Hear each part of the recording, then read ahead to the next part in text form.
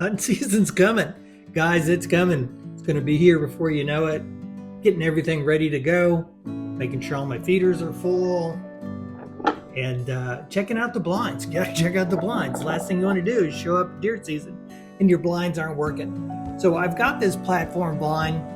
I've used it several years now. I really like it a lot. It gives you a lot of visibility. The problem is the sun just beats down on you and it's just brutal. So I got to come up with a cover. And last year I put a cover on it and made everything out of PVC pipe, painted it green, threw it all together, and it worked really well. I mean, as far as the structure goes, and I put some burlap bags on it and stuff, and then some netting, and it did a really good job of concealing me and created some shade. All of that was just great. But then we had some really windy days. I mean, really windy days. And that PVC pipe just did not hold up. I mean, it several pieces broke. That was some issues. But then that made it even worse was when the rain came. We had a few rainy days, which was great, right? You gotta love the rain.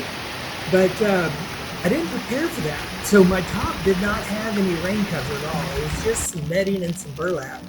And so as you can see, I got pretty wet. I was soaked down to my underwear. It was pretty bad.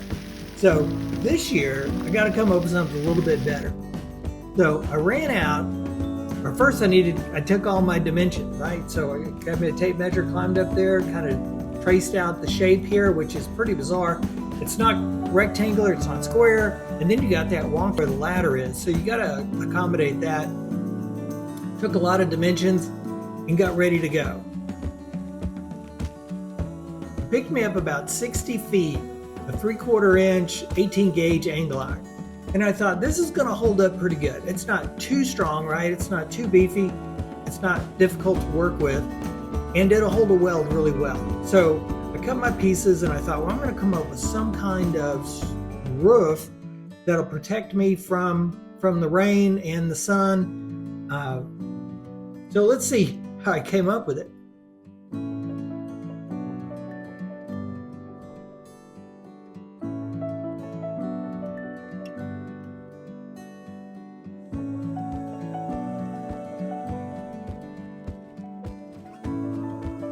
Now I wanted to come up with a roof with a little bit of an overhang. So the way I structured this was, it was basically 60 inches front to back on my platform. And so I cut 30-inch pieces for the back side and 40-inch pieces for the front side. So that's going to give me like a 10-inch overhang on the front end, do a little bit better job of keeping the sun out of my eyes. And I needed some kind of pitch. And instead of doing a lot of math, I decided, you know what, I'll just use this 4x4. That'll create enough of a pitch that the rain will run off. So that's what I did. I put my 30 inches on one side, the 40s on the others, and then I just set them on that 4x4, which created the pitch so the rain will run off, welded it all together, gave myself a center cap to kind of hold them in distance, and then kind of like some fascia on the end, right? So kind of welded those together.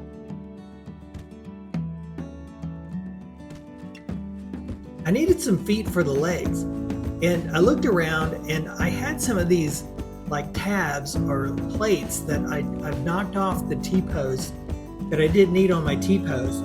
And so I thought, well, this is good enough. So I drilled me some holes in there so I could bolt it to the platform. And then I cut them off into little pieces and they created the feet for my legs. And so I just welded those onto the legs and it actually worked out really well. And it was, again, something I had. I didn't have to go buy anything, which was good. Then I had to bring in my helper to hold those legs, the best that they could. We put a level on them, but, they're probably not perfectly straight, but it really doesn't matter.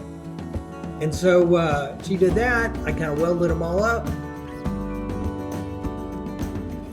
And this is where I messed up. I put that leg in the back corner, and it's not supposed to be there because the ladder's there. And so I had to go back, cut it off, move it over, reattach it. And then now I'm just grounding my welds. The thing is I'm going to put a tarp on this to kind of keep the rain off of me this year. And you don't want any sharp corners. So I kind of grounded down all those corners. And of course you want your welds to look good. So I did those also. So that's what I'm doing here. got to put some paint on it. Looked around, of course, got me a couple of cans of the Hunter Green spray paint. You know, you want to paint those welds. So we kind of put as much paint on that thing as we could, and it actually looks really good. So excited about it. Got it up there on the platform, and then I got it bolted down, right? So I used some bolts that were long enough to fit all the way through. Used some washers, got it there. Then we got the tarp out. Of course, tarp's way too big, so we folded it a couple of times to get it the size that we need it to be. And there you go. Now we've got that sucker all ready to go.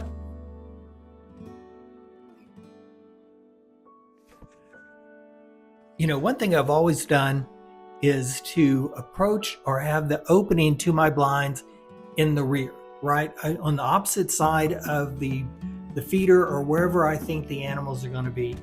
You know, that way, you know, if I show up late or I show up and there's animals already at the feeder, I'm not scaring them off. So this way I kind of sneak in through the back and come up the ladder without them seeing me. As you can see, we put that tarp up there, and because we folded it several times, it's multiple layers. There's some air gap in there, and it actually keeps the heat out, which I think is pretty cool. And it conceals me really well. So as you can see, I could be up in there and they'd never even know it. At least that's what we're hoping for, right? But anyways, good luck this year on your hunting. Come up with ideas like this. Just give it a shot, man. Make it happen. Good luck and